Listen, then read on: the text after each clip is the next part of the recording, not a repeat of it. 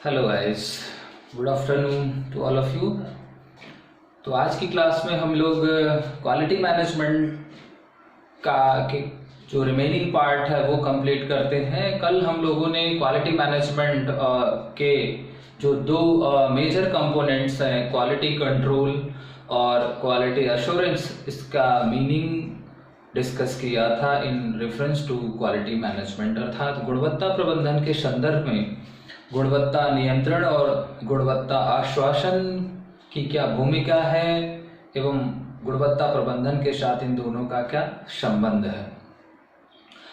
न केवल इन दोनों का मीनिंग जाना, बल्कि इनमें से कौन सा कॉन्सेप्ट पहले आया और कौन सा मीनिंग किसका मीनिंग ब्रॉड है और किसका मीनिंग नैरो है, ये भी हमने समझने की कोशिश की। लेकिन हम लोगों ने लास्ट क्लास पर ये भी कहा समझा था कि अभी भी बहुत सारा डिफरेंस है इन दोनों कॉन्सेप्ट्स के बीच में।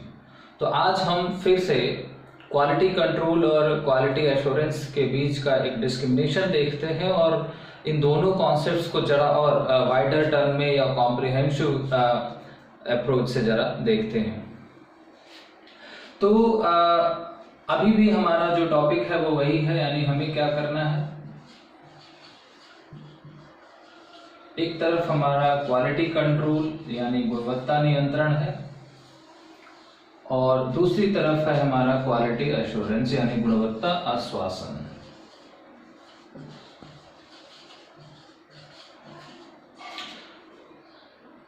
अब इसका मीनिंग तो कल हम लोगों ने देख ही लिया था यहाँ पर कि क्वालिटी कंट्रोल्स का मतलब था कि उत्पादन के पश्चात उत्पाद की गुणवत्ता की जांच करना, और क्वालिटी एश्योरेंस का मतलब था उत्पादन के दौरान उत्पादन प्रक्रिया या उत्पाद की गुणवत्ता की जांच। तो दोनों ही कहीं ना कहीं एक टेस्टिंग और इवैल्यूएटरी प्रोसेस है, लेकिन एक आफ्टर द प्रोडक्शन और एक ड्यूरिंग द प्रोडक्शन की बात करता है।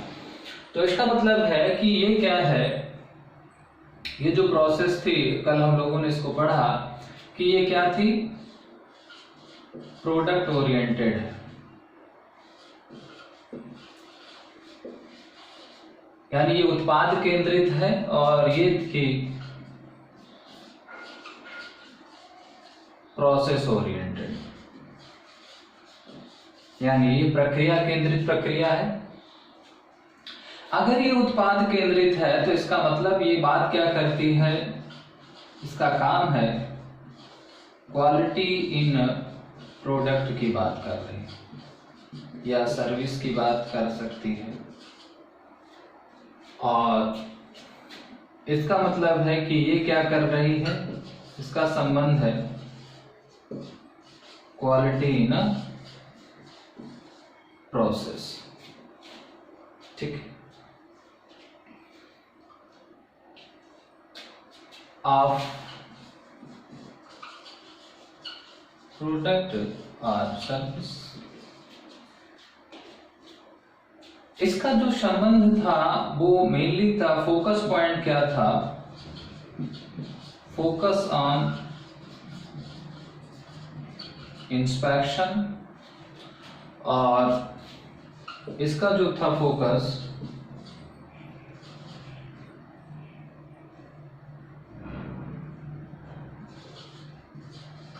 ऑन ऑडिटिंग, अर्थात इसका जो केंद्र बिंदु था वो था निरीक्षण, और इसका जो बिंदु है वो क्या है,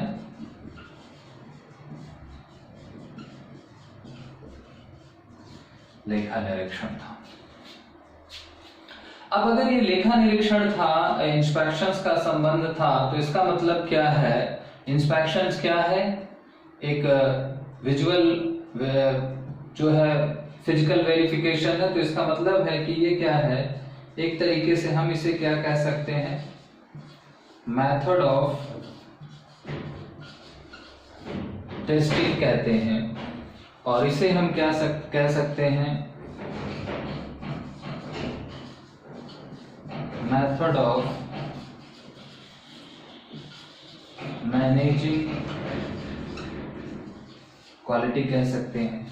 तो अब इसका मतलब है कि अगर ये मेथड ऑफ टेस्टिंग है तो हम इसे क्या कह सकते हैं,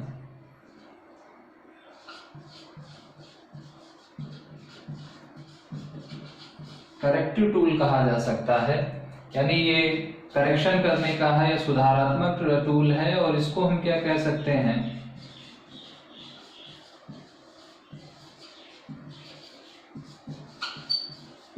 मैनेजरियल टूल कह सकते हैं। अगर ये करेक्टिव टूल है, इसका मतलब क्या करता है,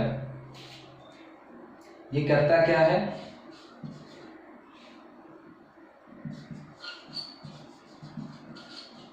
detection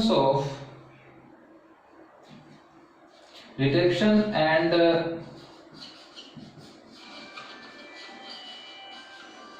improvement of defects or errors in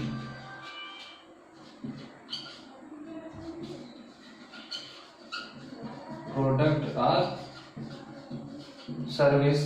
और ये क्या करेगा,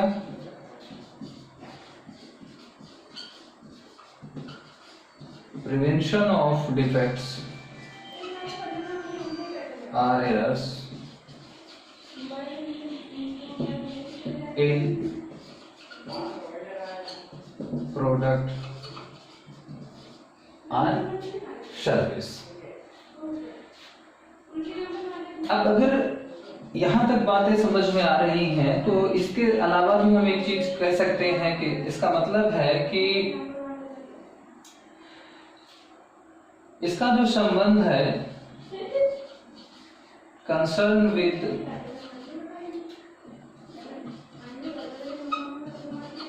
क्वालिटी ऑफ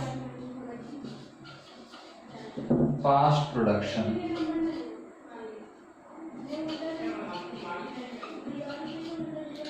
और इसका मतलब है कि इसका जो संबंध है कंसर्न विद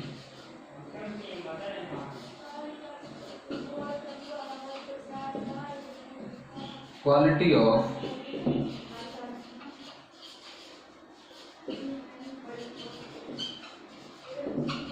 फ्यूचर प्रोडक्शन। तो अगर ये सारी चीजें हम देखें तो कहीं ना कहीं एक दूसरे के साथ ये क्या है, इंटीग्रेटेड है, जुड़ी हुई है या रिलेटेड है।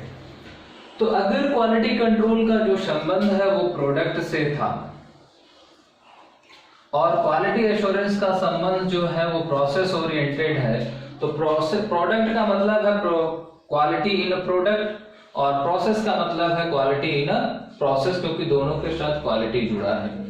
अब क्वालिटी इन अ प्रोडक्ट की को पता कैसे करेंगे, through the inspection, and quality in a process कैसे देखी जाएगी, थ्रू द ऑडिटिंग।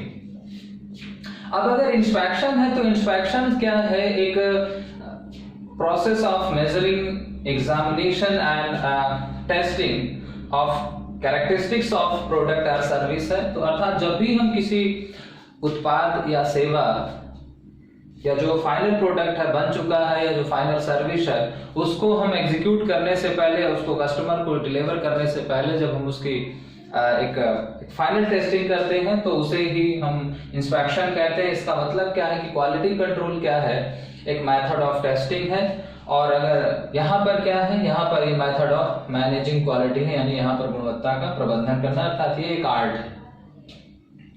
अगर ये मेथड ऑफ टेस्टिंग है तो फिर हम इसको क्या कह सकते हैं, करेक्टिव टूल कह सकते हैं, या इसको हम सुधारात्मक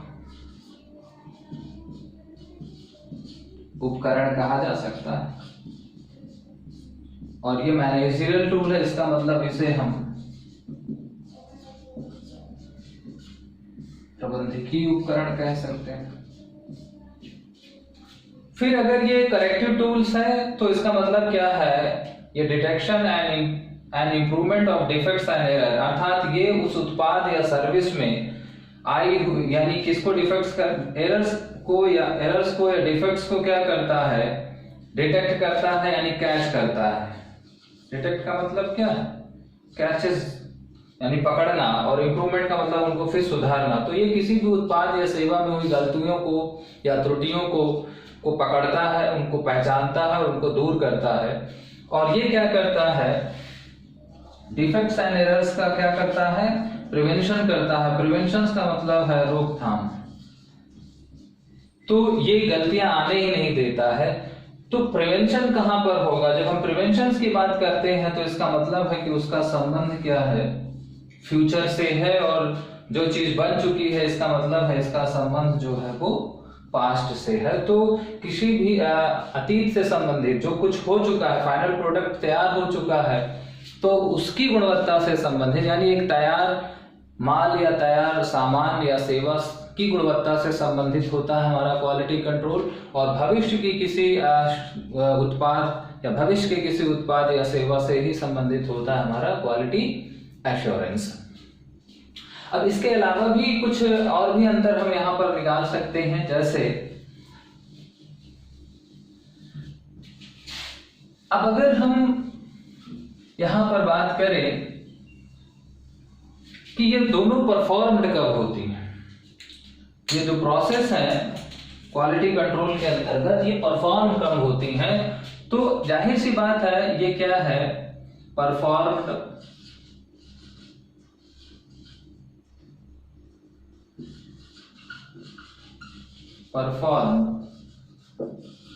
after the final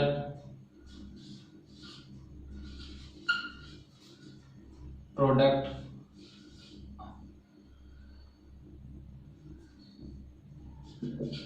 final production, ये भी कह सकते हैं performed after the final productions. And इसको हम कह सकते हैं परफॉर्म्ड पैरेलल टू प्रोडक्शन, ये उसके साथ साथ समानांतर चलता है। अर्थात इसका मतलब है कि ये हमेशा क्या होता है, ये एंड में होता है, और ये क्या होता है, ड्यूरिंग द प्रोसेस होता है, ड्यूरिंग प्रोसेस चलता है। इसके अलावा भी अगर हम यहां पर बात करें तो इन दोनों के का मेजरमेंट होता है, स्टैटिस्टिकल मेजरमेंट होता है। तो एक अंतिम और महत्वपूर्ण बात, statistical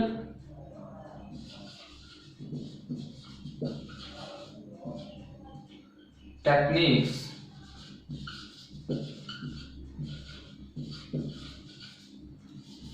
used for QC is known as SQC, and statistical technique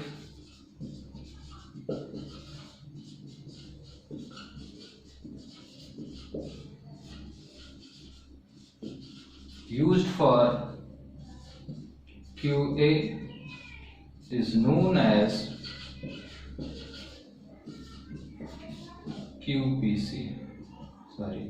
SPC।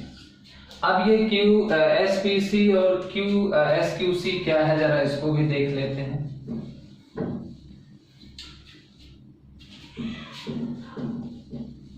यहां पर SQC का मतलब है मींस, या इसको हम कह सकते हैं SQC मींस होता है स्टैटिस्टिकल क्वालिटी कंट्रोल, और SPC का मतलब है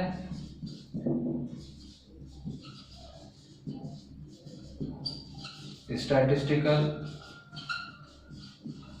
प्रोसेस कंट्रोल। तो ये हमारा कुछ डिफरेंस था क्वालिटी कंट्रोल और क्वालिटी एश्योरेंस। मित्रों, इतनी सी व्याख्या के बाद संभवतः आपको गुणवत्ता नियंत्रण और गुणवत्ता अनुशासन की का जो संप्रत्यय है, या कि जो इनकी अपनी एक रूपरेखा है, या इनका जो अपना चरित्र है वो आपको काफी हद तक समझ आ चुका होगा।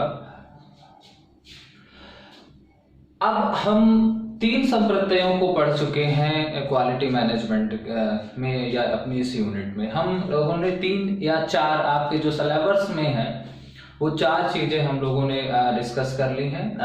इंस्पेक्शन क्या होता है वो हम लोगों ने पढ़ लिया। क्वालिटी कंट्रोल किसे कहते हैं वो हम लोगों ने समझ लिया। क्वालिटी एश्योरेंस क्या होता है ये हम लोगों ने समझा। और फिर क्वालिटी मैनेजमेंट क्या होता है वो हम लोगों ने समझा। तो जब भी हमने क्वालिटी मैनेजमेंट की बात की जाएगी तो हमने कहा था कि वो एक systematic wide range of operations है to ensure the growth of business at regular या कॉन्टिन्यूअस मोड।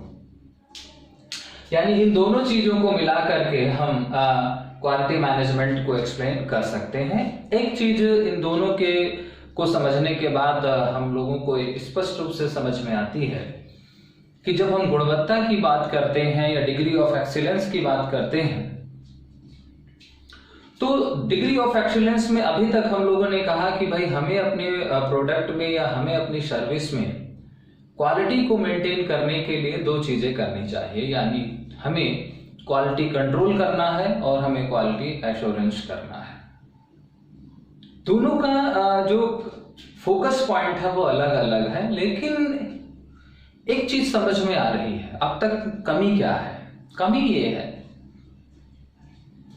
कि अभी कहीं ना कहीं चाहे हमने क्वालिटी कंट्रोल की बात की हो या क्वालिटी एश्योरेंस की बात की हो, फोकस किस पर है? हालांकि क्वालिटी कंट्रोल का फोकस तो पूरा का पूरा जो है वो प्रोडक्ट या फाइनल सर्विस पर है, लेकिन क्वालिटी एश्योरेंस का जो संबंध है वो प्रोसेस है। फोकस पॉइंट उसका प्रोसेस है, लेकिन प्रोसेस किसकी? प्रोडक्शन प्रोसेस ऑफ प्रोडक्ट और फाइनल सर्विस। तो उसका भी अप्रत्यक्ष जो संबंध है वो कहीं ना कहीं उत्पाद या सेवा से ही है। तो अब उत्पाद और सेवा अगर है तो ये दोनों चीजों को हम बेहतर बनाने की कोशिश कर रहे हैं। For what? इन दोनों को हम बेहतर बनाने की कोशिश इसलिए कर रहे हैं to increase the level of satisfaction of customer. कहीं ना कहीं इन दोनों चीजों को हम इसीलिए अपने ऑर्गेनाइजेशन या इंस्टीट्यूट में इन्वॉल्व कर रहे हैं क्योंकि हम अपने ऑर्गेनाइजेशंस की प्रोडक्ट या सर्विस से रिलेटेड कस्टमर्स का संतुष्टि स्तर या उनकी जरूरतों की पूर्ति का स्तर अधिकतम स्तर तक बरकरार रखें या उनको संतुष्ट करें। तो कहीं ना कहीं हमें कस्टमर सेटिस्फैक्शन पर ही हम बात कर रहे हैं। लेकिन क्या कोई भी ऑर्गेनाइजेशन या इंस्टीट्यूट केवल कस्टमर सेटिस्फैक्शन से ही क्वालिटी मेंटेन कर लेगा? अगर क्या उसका जो और ह्यूमन एस्पेक्ट है, फॉर एग्जांपल मैनेजमेंट या फॉर एग्जांपल एम्प्लॉय, क्या एम्प्लॉय का लेवल ऑफ सेटिस्फैक्शन क्वालिटी के लिए कोई महत्व नहीं रखता? क्या आपको लगता है कि एम्प्लॉयज के सेटिस्फाइड होने या ना होने का प्रोडक्ट या सर्विस की क्वालिटी पर कोई इफेक्ट नहीं पड़ता?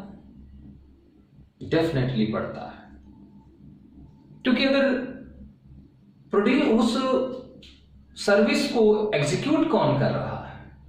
Number of employees. किसी ऑर्गेनाइजेशन या इंस्टीट्यूट के प्रोडक्ट को मैन्युफैक्चर कौन कर रहा है?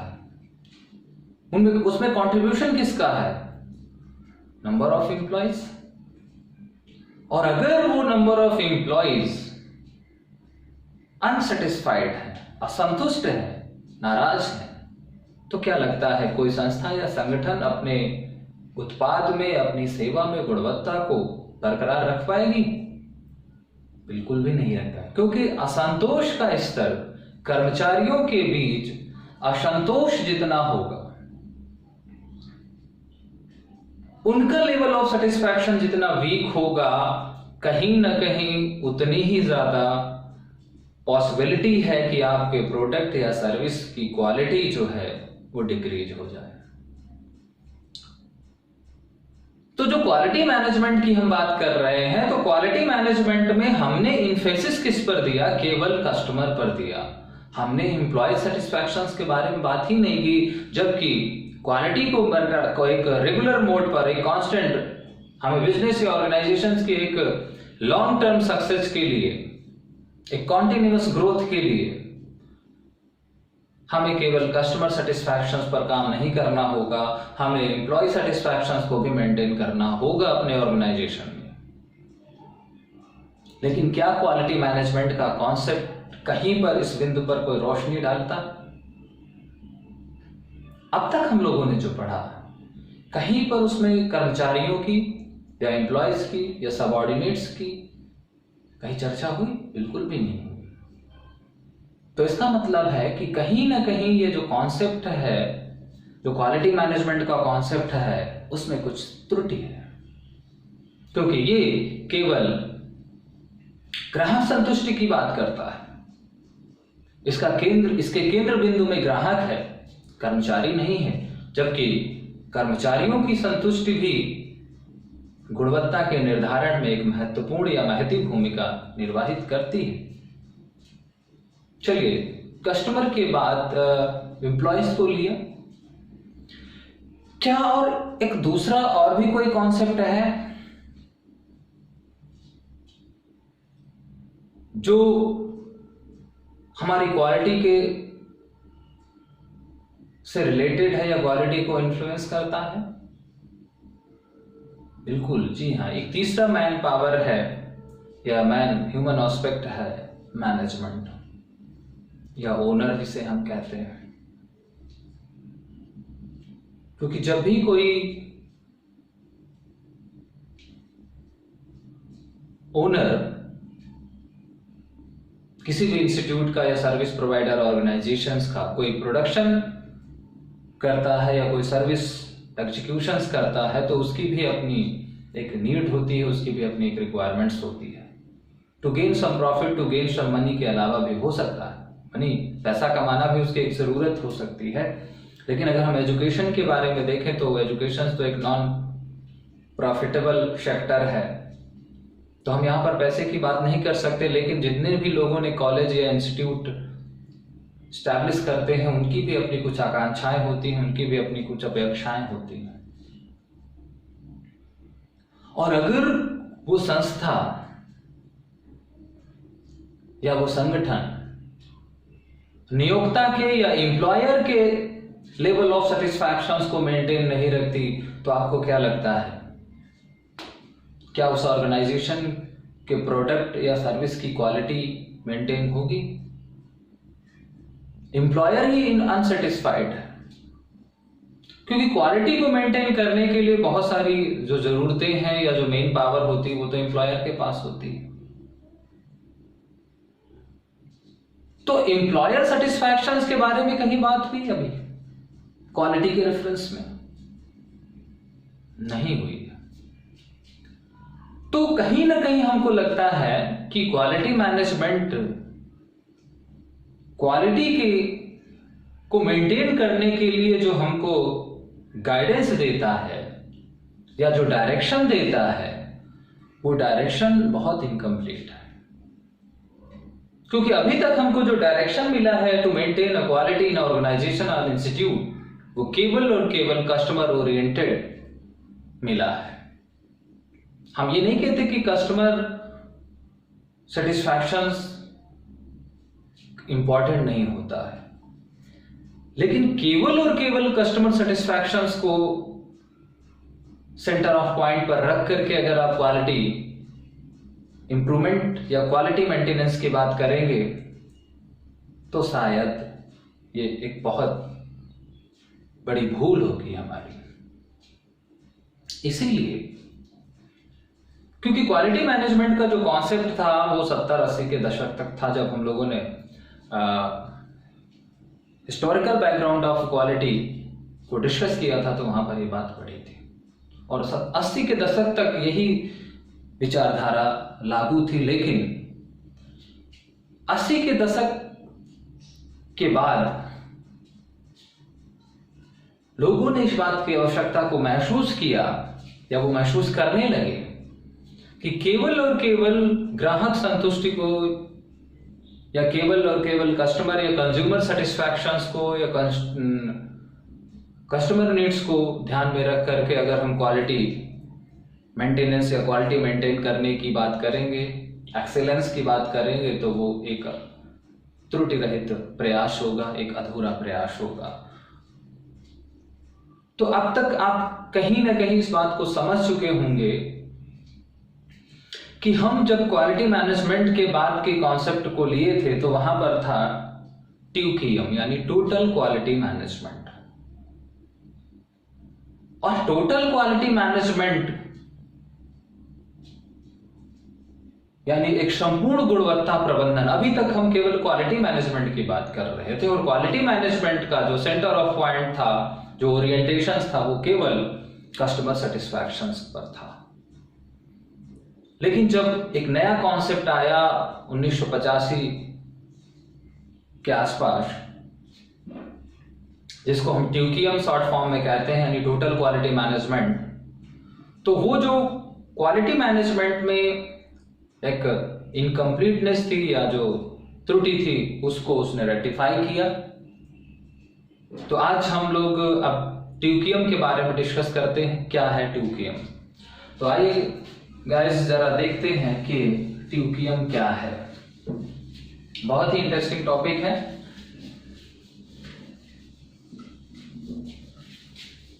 TQM या टोटल क्वालिटी मैनेजमेंट।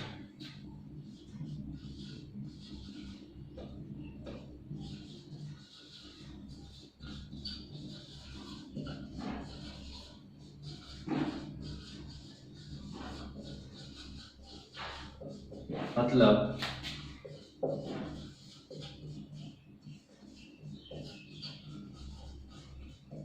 संपूर्ण गुणवत्ता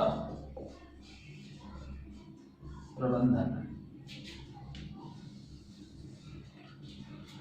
या इसी को हम लोग शॉर्ट फॉर्म में क्या कहते हैं? TQM। पॉपुलर नाम इसका यही है। तो जरा अब हम इसका, ये एक बहुत ही इंपॉर्टेंट टॉपिक है और इसमें कई सारी चीजें हमको समझनी है, लेकिन सबसे पहले इसका हमें अर्थ समझना है, इसका कॉन्सेप्ट समझना है। तो कॉन्सेप्ट कहीं ना कहीं आपको समझ में आने लगा होगा, क्योंकि हम लोगों ने इसकी पृष्ठभूमि को थोड़ा सा डिस्कस कर लिया। पृष्ठभूमि क्या थी? पृष्ठभूमि वहीं से इसकी उत्पन्न हुई जहां पर क्वालिटी मैनेजमेंट की हमने खामियां या उसकी त्रुटियों को आइडेंटिफाई किया। और उसकी खामी क्या थी कि वो केवल ग्राहक केंद्रित एक दृष्टिकोण था, जबकि हम गुणवत्ता के परिप्रेक्ष्य में केवल ग्राहक को केंद्र बिंदु में रखकर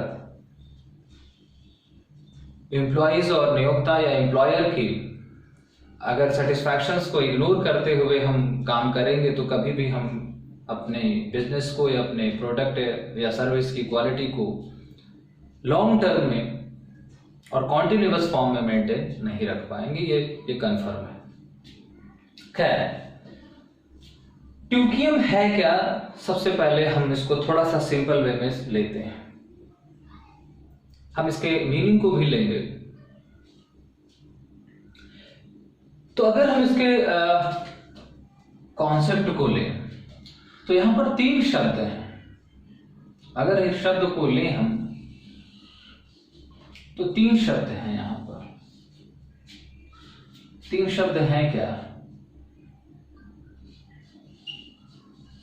टोटल,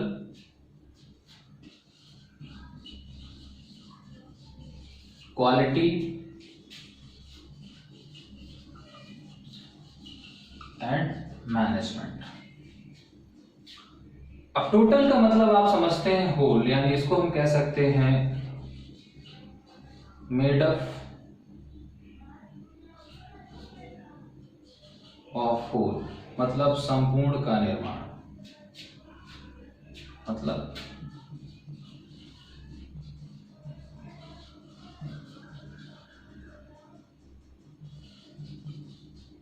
संपूर्ण का निर्माण। क्वालिटी का मतलब है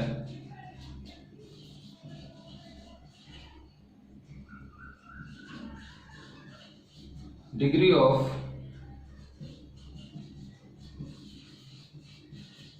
एक्सीलेंस ऑफ प्रोडक्ट और सर्विस, मतलब उत्पाद या सेवा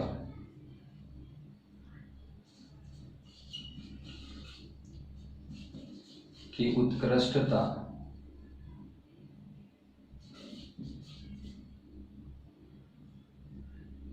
की सीमा। और मैनेजमेंट का मतलब हम कह सकते हैं art of planning,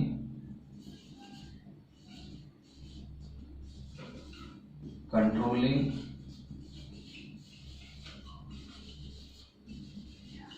and directing, मतलब नियोजन, नियंत्रण एवं निर्देशन की कला।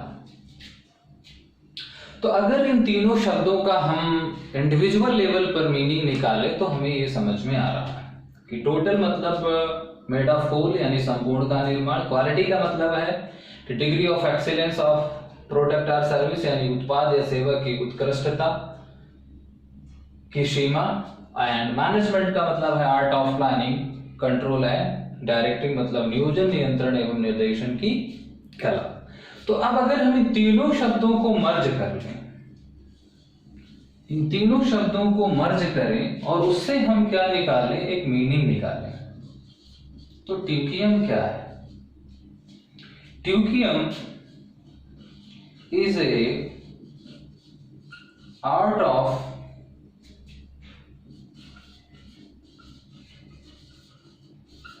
managing of whole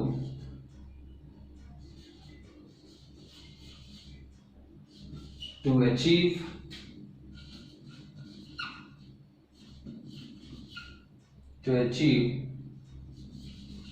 the excellence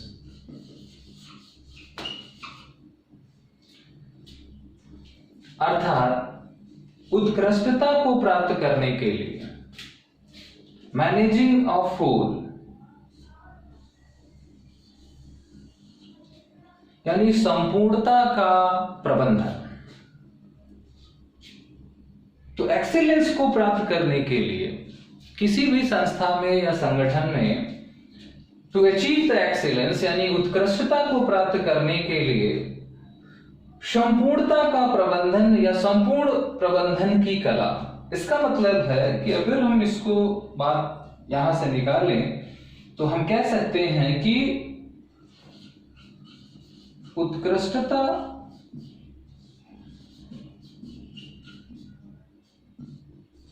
प्राप्ति के लिए या उत्कृष्टता प्राप्ति के संदर्भ में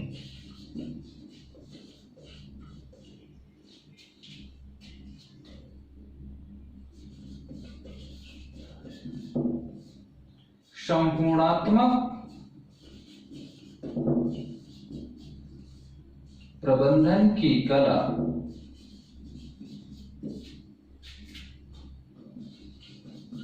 ही ट्यूकियम है।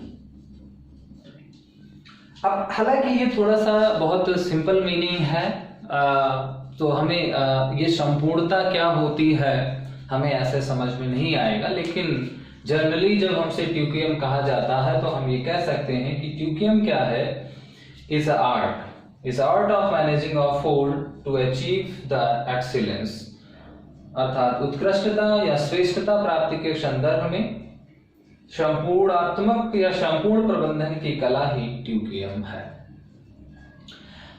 अब दो बातें आपके मन में आ रही होंगी कि ये एक्चुअल में कॉन्सेप्ट 1985 में आया तो किसने डेवलप किया और गुणवत्ता के संदर्भ में इस ट्यूकियम का क्या कंट्रीब्यूशन है। तो अब थोड़ा सा हम इसके परिप्रेक्ष्य में बात करते हैं, इस कॉन्सेप्ट के बारे में बात करते हैं। इसका मीनिंग हम जो है ये हमारा एक शॉर्ट मीनिंग था या एक वर्ड मीनिंग कह लीजिए। अब जरा हम इसके थोड़ा सा और रूट में जाते हैं इस कॉन्सेप्ट के। तो ट्यूकियम क्यों आया, ये बात का जवाब है आपके पास। ट्यूकियम इसलिए आया क्योंकि क्यूएम में कुछ ना कुछ कमी थी या क्वालिटी मैनेजमेंट में कमी थी, और कमी क्या थी ये हम लोगों ने आपसे डिस्कस कर चुके हैं। एक्चुअल में जब ये कॉन्सेप्ट के ओरिजिन के बारे में बात किया जाता है तो ये कॉन्सेप्ट जो है वो ज्वाइंटली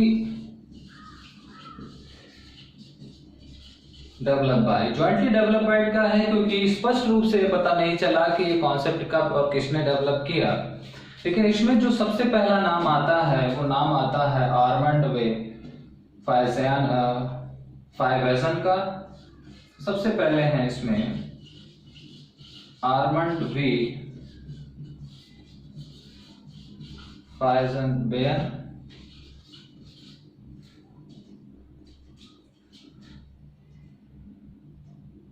इसको हम क्या कहेंगे, फाइजेनबेयर, ये ध्यान रखें उच्चारण करने में, ठीक है। पहले आदमी तो ये हैं।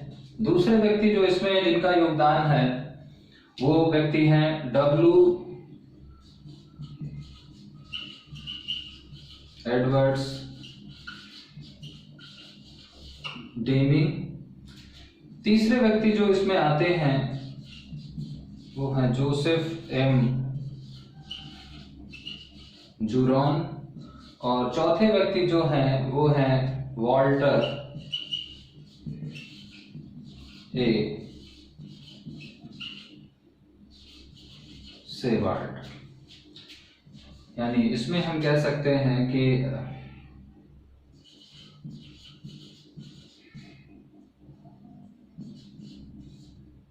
एडवर्ड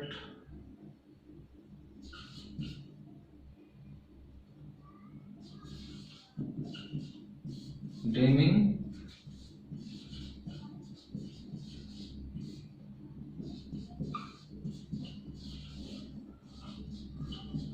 जोसेफ जूरॉन और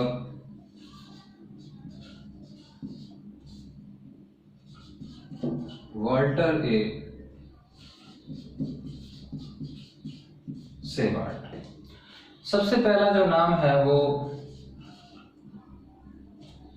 फर्स्ट नाम जो है वो इन्हीं का आता है इसके संबंध में,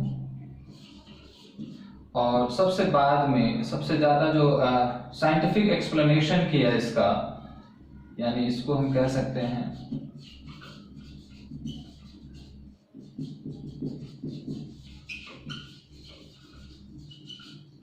वो वाल्टर सेवार्ड के बारे में है। तो इसके ओरिजिन या डेवलपमेंट के बारे में आपको ध्यान में रखना है कि ये चारों, और ध्यान रखें कि जो हम इस टॉपिक में अंतिम में 6 सिग्मा के बाद पढ़ेंगे वो क्वालिटी गुरुज के बारे में पढ़ेंगे। वास्तव में क्वालिटी के संबंध में बहुत बड़े बड़े नाम हैं, और इनमें से ही जैसे हम जोसेफ जूरॉन या फ्राइमंड वी फाइजेनबेयर, वॉल्टर सेवार्ड, इन सबको ही हम क्या कहते हैं, यही हमारे एक्चुअल में क्या है, क्वालिटी गुरु कहलाते हैं, या इन्हीं को हम क्वालिटी गुरुज कहते हैं। तो आखिरी में हम इनके बारे में भी पढ़ेंगे कि इनका कंट्रीब्यूशन क्या है और इन्होंने कौन कौन सा कॉन्सेप्ट दिया। जैसे जूरॉन की जो डेफिनेशंस थी वो तो हम लोगों ने पढ़ी थी कि उपयोग के लिए किसी उत्पाद या सेवा की गुणवत्ता का निर्धारण ही क्या है, क्वालिटी है। ऐसे ही डब्ल्यू एडवर्ड डेनिंग के बारे में जो क्वालिटी कंट्रोल का कॉन्सेप्ट था वो इन्होंने ही डेवलप किया था, यानी क्यूसी के फाउंडर हैं ये। बाकी और सभी का कुछ ना कुछ योगदान है, तो वो हम अपने इस टॉपिक के लास्ट में जब पढ़ेंगे तो इनमें से जो भी आपके सिलेबस में है ये, इनमें से जितने भी लोग हैं उनको हम इंडिविजुअल लेवल पर इनको डिस्कस करेंगे, और उनके जो रिकमेंडेशंस है या उनकी जो डिस्कवरी है उसको भी हम देखेंगे। खैर, अभी तो हम ट्यूकियम के बारे में पढ़ रहे हैं, तो ट्यूकियम के जब डेवलपमेंट के बारे में बात की जाएगी तो ट्यूकियम का डेवलपमेंट क्या है, किसी एक व्यक्ति ने नहीं किया है। हालांकि कुछ बुक्स या कुछ जो रिसोर्सेज हैं वो कहते हैं कि भाई आर्मंड भी फैजान वेयन ने किया, कुछ कहते हैं कि वाल्टर एसरेवार्ट ने किया, लेकिन बहुत सारी ऐसी चीजें हैं। तो हम इसको क्या मानते हैं, जॉइंटली डेवलप मानते हैं। आप चारों लोगों के नाम याद रखिएगा। हो सकता है कि एग्जाम में इन चारों में से कोई भी एक को रख करके आपसे पूछ लिया जाए, तो इसलिए इनके नाम आपको याद रखना जरूरी है, मेमोराइज कर लीजिएगा। चलिए, और ये जो डेवलपमेंट हुआ है, ये इसका ओरिजिन कब आया है, 1985 में। हालांकि इनका वर्क जो पीरियड सबका अलग अलग है, लेकिन बेसिकली ये जो कॉन्सेप्ट प्रचलन में आया वो 1985 के आसपास का रिकॉर्ड मिलता है। अब चलते हैं जरा आगे। इसका एक्चुअल में ये ट्यूकियम है क्या, ट्यूकियम का जो मीनिंग है वो समझने का हमने केवल अभी वर्ड लेवल पर प्रयास किया। उसका शाब्दिक अर्थ या उसका जो कॉन्सेप्ट है, उसका वर्ड कॉन्सेप्ट क्या है, ये केवल हम लोगों ने समझा। दूसरी बात आपको यहां पर ये समझनी है कि जो ट्यूकियम है, इसका क्वालिटी के रेफरेंस में क्या कॉन्ट्रीब्यूशन है। ध्यान रखिए कि ये क्या है, दिस इज अ फिलॉसफी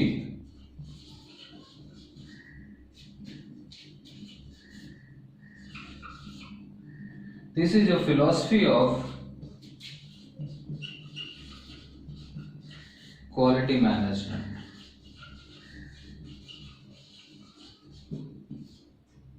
तो इसका मतलब है कि अगर ये फिलॉसफी है, तो फिर इसका बहुत सारा व्यापक अर्थ होगा। इसके अपने प्रिंसिपल होंगे, इसके अपने एलिमेंट्स होंगे, इसके अपने कंपोनेंट्स होंगे, इसका अपना अजम्पशन होगा। इसलिए बहुत सारी चीजें इसमें हमें पढ़नी है, क्योंकि क्या है, ये फिलोसफिकल थॉट है। फिलोसफिकल थॉट्स का मतलब ये कोई एक पर्टिकुलर कॉन्सेप्ट नहीं है, ये एक तरीके का विमर्श है, एक चिंतन है, एक इंटीग्रेटेड अप्रोच है। इंटीग्रेटेड अप्रोच क्यों है, क्योंकि इसमें हम बहुत सारी चीजों को शामिल करने की कोशिश करते हैं for the long term and continuous success. तो अब हम जरा इसको वापस से रिमाइंड लेते हैं। तो जब हम किसी भी संस्था में या किसी भी संगठन में एक दीर्घकालिक और सतत सफलता का सपना देखते हैं या संजोते हैं, ऑब्वियस सी बात है, हर संस्था या संगठन के अंतर्मन में कहीं ना कहीं यही ड्रीम होता है कि उसकी कंपनी या उसका ऑर्गेनाइजेशन 100 वर्षों तक, 200 वर्षों तक काम करे, सर्विस करे। लेकिन जिन संस्थाओं ने या संगठनों ने सेवा की लंबी यात्रा या लंबी अवधि तय की है, जब आप उनके चरित्र पर अवलोकन करते हैं या नजर डालते हैं, तो आपको कहीं ना कहीं इस बात का आभास होता है कि उस संस्था या संगठन ने अपने हर स्टेक होल्डर को या प्रत्येक स्तर पर उसने लोगों को या चीजों को सेटिस्फैक्टरी या संतोषजनक बनाने का प्रयास किया है। चाहे वो एम्प्लॉयर लेवल पर हो सेटिस्फैक्शंस की बात, चाहे वो कस्टमर लेवल पर हो सेटिस्फैक्शंस की बात, चाहे वो एम्प्लॉयज लेवल पर हो सेटिस्फैक्शंस की बात, चाहे वो सप्लायर लेवल पर हो सेटिस्फैक्शंस की बात। हर स्तर पर जिस संस्था अथवा संगठन ने हर स्टेक होल्डर को, या हितकारी कहते हैं स्टेक होल्डर्स को, प्रत्येक हितकारी को, जिसका भी संस्था या सर्विस से इंटरेस्ट होता है, उसको हम स्टेक होल्डर कहते हैं। तो जितने भी लोगों का इंटरेस्ट है ऑर्गेनाइजेशन या इंस्टीट्यूट से, जब हम इंटरेस्ट रखने वाले हर एलिमेंट को या हर कंपोनेंट को हम सेटिस्फाई रखने की कोशिश करते हैं, तो ही हमारा वो ऑर्गेनाइजेशन या इंस्टीट्यूट एक लंबी दौड़ का घोड़ा साबित होता है। तो एक्चुअल में ये ट्यूकियम है क्या? ट्यूकियम वही एक दार्शनिक विमर्श है, एक दर्शन है गुणवत्ता का, एक समाकलित दृष्टिकोण है, एक इंटीग्रेटेड अप्रोच है गुणवत्ता का। और ये एक ऐसा इंटीग्रेटेड अप्रोच है जो किसी भी संस्था के अंदर या संगठन के अंदर दीर्घ काल तक और सतत सफलता प्राप्त करने के लिए संस्था से संबंध या जुड़े हुए प्रत्येक स्टेक होल्डर्स को या प्रत्येक हितकारी व्यक्ति के संतुष्टि को स्तर को बढ़ाने का, बरकरार रखने का एक प्रयास करता है, एक कोशिश करता है। तो इसका मतलब है क्या ये ट्यूकियम?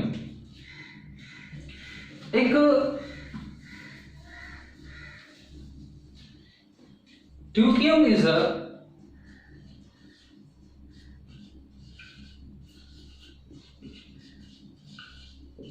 philosophical thought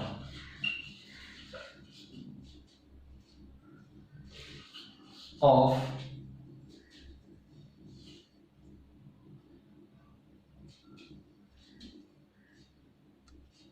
QE, philosophical thought of quality management। अब अगर हम इसका थोड़ा सा कॉम्प्रिहेंसिव कॉन्सेप्ट देखें, कॉम्प्रिहेंसिव मीनिंग देखें,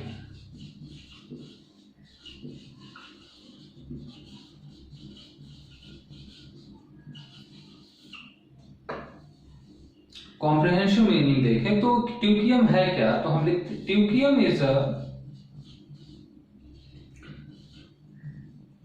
ए integrated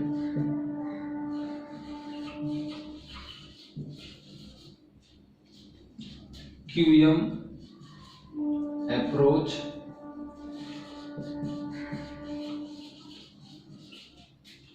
to achieve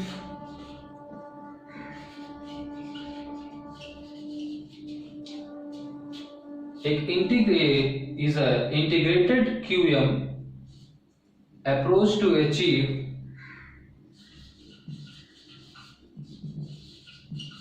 long-term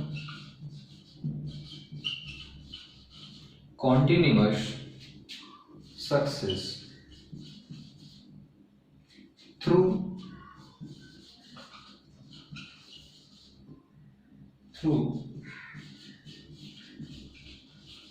increase the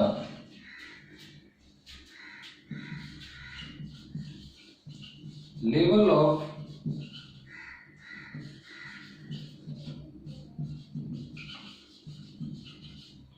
satisfaction of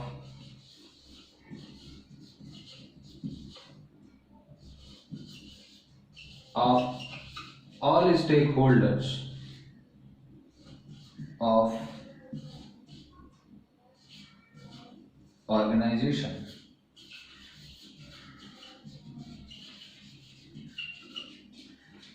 This is the meaning of ट्यूकियम। अर्थात अगर हम इसको हिंदी में निकालने की कोशिश करें तो ट्यूकियम क्या है या संपूर्ण गुणवत्ता प्रबंधन क्या है? ट्यूकियम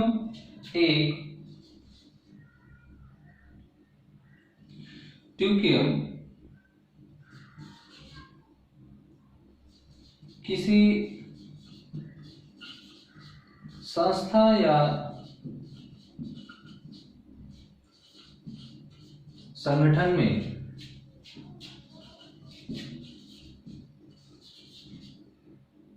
दीर्घकालीन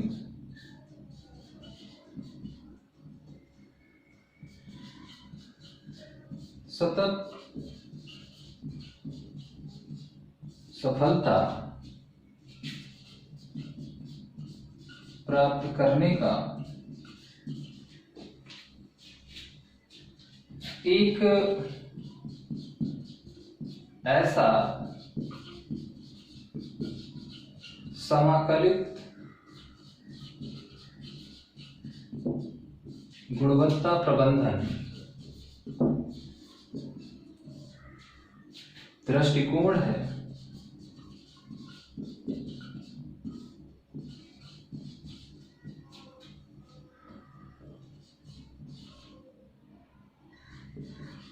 जिसके अंतर्गत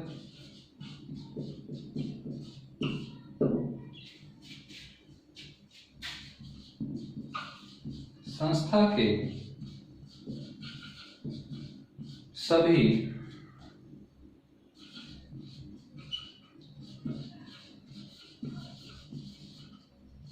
स्टेक होल्डर्स, या हम इसको कह सकते हैं हित धारकों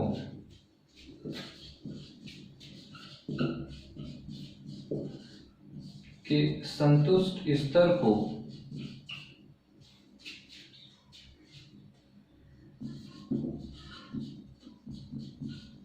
बढ़ाने का प्रयास किया जाता है। यानी सबसे पहली चीज क्या है, ये एक इंटीग्रेटेड क्यूएम है। पहली चीज जो यहां पर समझना है, ट्यूक्यूएम क्या है, एक इंटीग्रेटेड क्यूएम है। फिर दूसरी बात है, इसका संबंध जो है वो है लॉन्ग टर्म कॉन्टिन्यूअस सक्सेस से। फिर तीसरी बात जो है, इसका संबंध क्या है, ऑल स्टेक होल्डर से। अब यहां पर ये जो स्टेक होल्डर है ये कितने हो सकते हैं, मेनली किसी भी ऑर्गेनाइजेशंस में अगर हम मेजर स्टेक होल्डर्स की बात करेंगे तो वहां पर 3 है। कस्टमर पहले नंबर पर, दूसरा मैनेजमेंट और तीसरा एम्प्लॉय।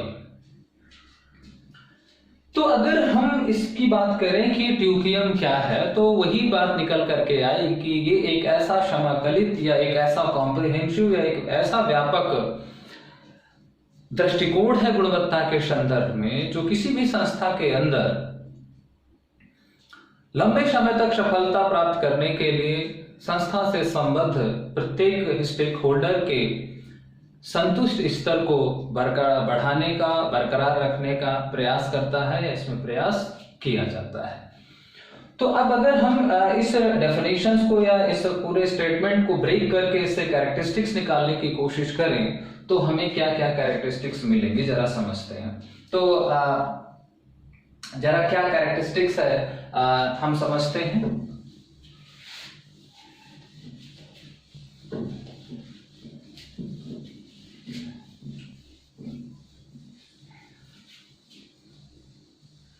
ट्यूक्यूएम के बारे में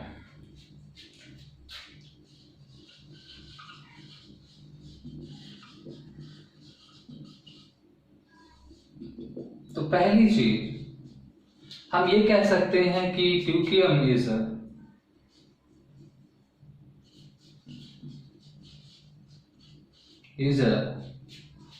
philosophical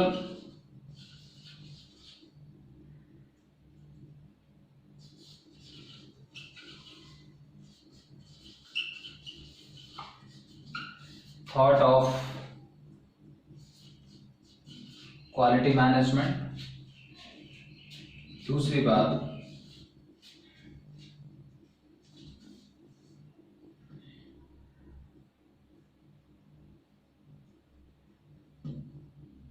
involve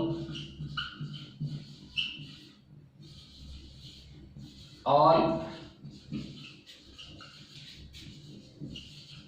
stakeholders of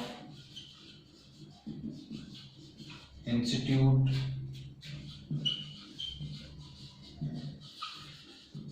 और ऑर्गेनाइजेशन। और स्टेक होल्डर्स क्या होते हैं यहां पर, बट एक चीज ध्यान रखें, बट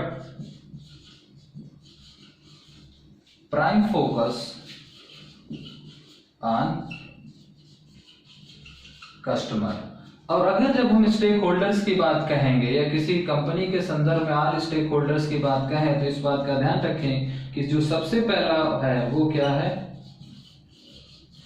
कस्टमर है। फिर दूसरा क्या है, एम्प्लॉयर है। और तीसरा जो है वो है एम्प्लॉयज। क्लियर? तो ये तीनों को फोकस करता है। तीसरी बात,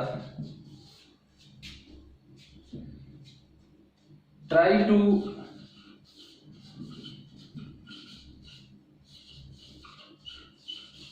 increase level of satisfaction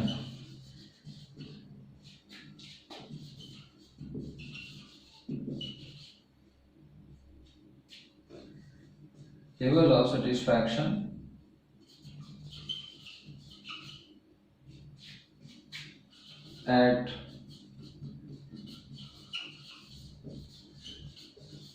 every level। चौथी बात क्या निकल कर आई, ट्राई टू achieve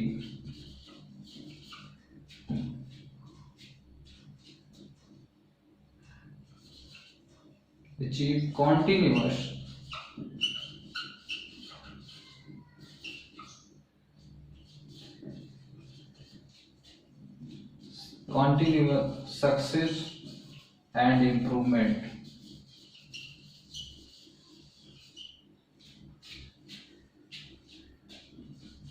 चौथा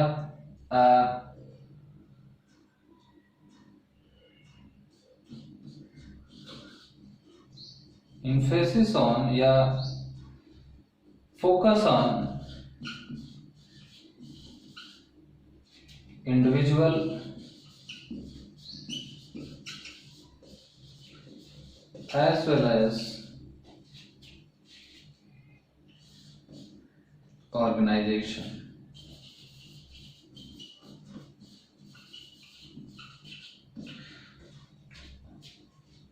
और अगर हम एक बात यहां पर और निकाल लें तो ये क्या है,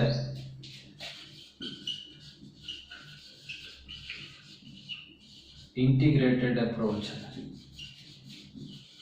अब इंटीग्रेटेड अप्रोच का मतलब है कि इसमें QC भी है, इसमें QA भी है, इसमें QM भी है और इसमें और भी सारी चीजें हैं। तो ऐसा नहीं है कि जो अभी हम लोगों ने क्वालिटी कंट्रोल या क्वालिटी मैनेजमेंट में पढ़ा है वो चीजें यहाँ पर इन्वॉल्व नहीं है। तो अगर हम जो संपूर्ण गुणवत्ता प्रबंधन का अर्थ पढ़ा है उसके सामान्य विशेषताएं निकालें उस स्टेटमेंट से, तो पहली चीज क्या है कि ये एक क्षमाकलित दृष्टिकोण है। इंटीग्रेटेड अप्रोच का मतलब है कि इसमें QC, QA,